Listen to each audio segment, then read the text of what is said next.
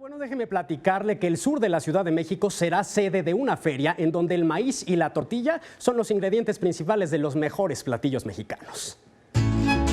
Haga usted un huequito en su estómago y prepare el paladar, porque ya viene la feria del elote y la tortilla. Del 13 al 21 de agosto, de 10 a 24 horas, y se va a presentar en el pueblo de San Juan Ixtayopan, delegación Tláhuac.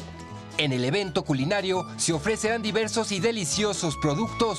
Tenemos elotes hervidos, chile atole, esquites, tamales de elote, quesadillas de huitlacoche, de flor, de hongo, que también se cultiva allá.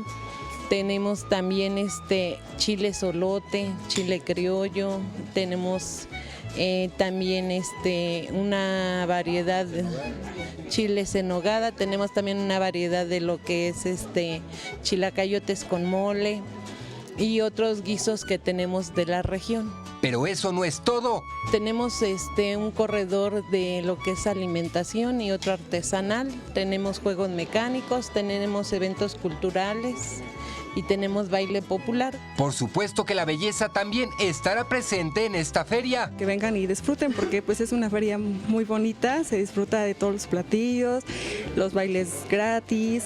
El objetivo de la feria es apoyar y reactivar el agro en San Juan Ixtayopan mediante la difusión de la buena alimentación que tiene su base en el maíz e impulsar la tradición familiar de la comida prehispánica y generar así ingresos a las familias de productores.